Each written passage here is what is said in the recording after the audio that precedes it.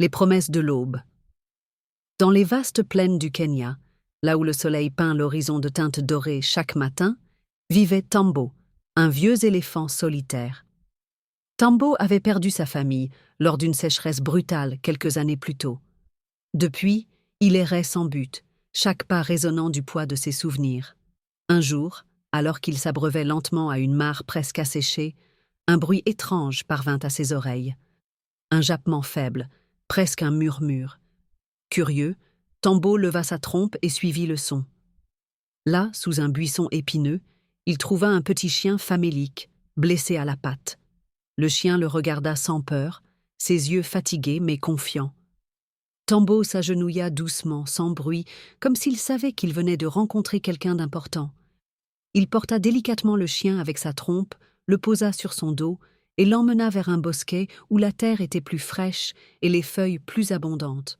Jour après jour, Tambo soigna le chien, qu'il appela Mosi, le premier en Swahili, le nourrissant de ce qu'il pouvait trouver, l'abritant sous son ombre immense.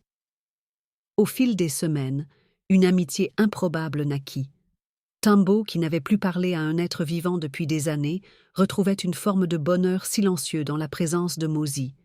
Et Mosi, qui avait grandi dans la rue, apprenait la patience, la tendresse et la force tranquille de son nouvel ami.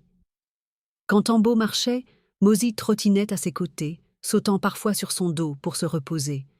Ils devinrent inséparables. Les autres animaux de la savane les observaient avec étonnement, un géant au cœur brisé et un chien fragile, désormais soudés comme deux âmes liées par la douleur et la guérison. Mais les saisons changent et les épreuves reviennent. Un soir, alors qu'un orage violent s'approchait, Tambo sentit quelque chose d'étrange dans l'air. Son vieux cœur battait plus fort. Mosi, lui, tremblait légèrement. Pas de peur, mais d'instinct. Dans la nuit, les éclairs frappèrent un arbre proche, déclenchant un incendie rapide. Tambo prit Mosi sur son dos et courut, aussi vite que ses jambes usées le pouvaient. Il franchit des rivières, bouscula des buissons enflammés jusqu'à atteindre une clairière sûre. Mais le feu avait laissé ses marques. Tambo était gravement brûlé. Dans les jours qui suivirent, Mosi resta à ses côtés, veillant, nettoyant ses plaies comme il le pouvait, aboyant pour appeler à l'aide. Ce fut un groupe de rangers qui les retrouva, guidés par les appels désespérés du petit chien. Tambo fut soigné, lentement, doucement, mais il ne put jamais marcher comme avant.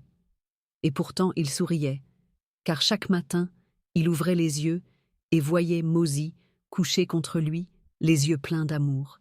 Ils étaient vivants, ensemble. Épilogue. Des années plus tard, les Rangers racontent encore l'histoire de l'éléphant et du chien qui ont défié la solitude et le feu. Ils disent que certains liens ne naissent pas de la ressemblance mais de la douleur partagée et de l'amour silencieux qui la guérit.